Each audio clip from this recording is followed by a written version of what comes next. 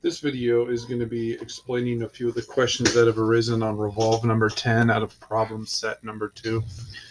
First off, I just want you guys to know that this is a very difficult and an extremely detailed Revolve object.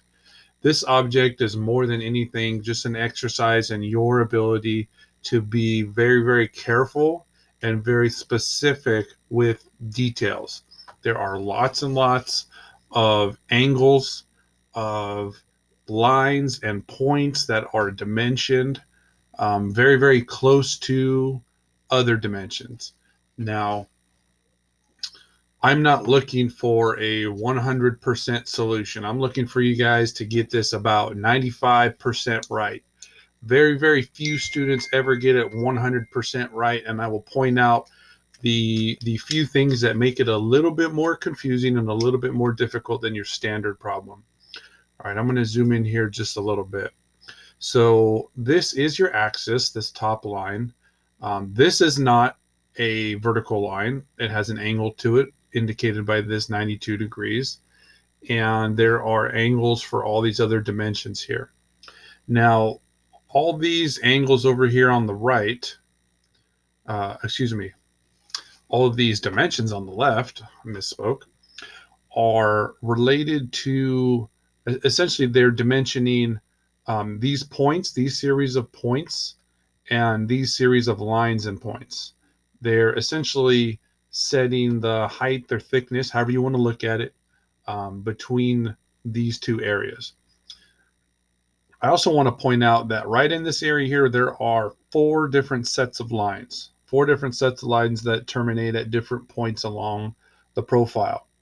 That said, there are 1, 2, 3, 4, 5, 6, 7 dimensions for 4 lines. So what does that tell you? That tells you that a couple of these lines have multiple dimensions on the same horizontal line.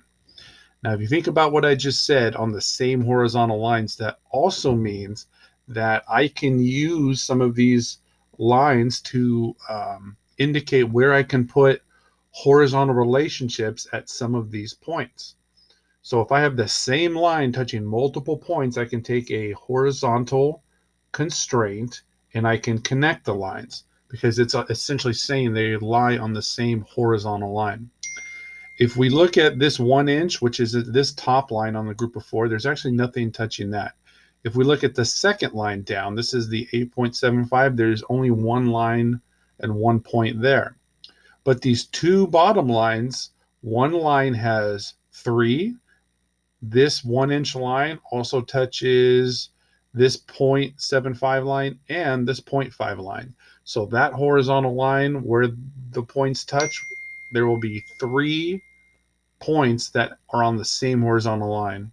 And the very bottom of these 4 lines is touched by this 0.375, and it's also referenced by this 0.625. So there will be 2 points over here that are on the same line. Now, if I show you my design here, you can see that this horizontal matches up with this horizontal constraint, which matches up with this one. So those all lie on the same line. And there is, on that group of 4 lines, there is one more set right here. These 2 points are on the same horizontal line. That really helps me get down to just a couple more dimensions that I need to fully constrain this image. The last 2, and it doesn't tell you, are these ones right here. This is going to be a 30 degree, just like all these others. And this one here is going to be 30 degrees as well. Once I put those 2 in, those are the last 2 that I need, and my fully constrained sketch is now reflected up here. Now all I have to do is just revolve the thing. And it looks pretty wild. There's a lot going on here, but this is what it should look like when you're all done. That is the final figure, the final 3D image of problem set 2, Revolve number 10. So if you get anywhere close to this, I'm good with it. I'm not going to penalize you for missing 1 or 2 dimensions. That's actually really good in my book. So don't spend too long on it. Just do your best, get it close, and then make it work.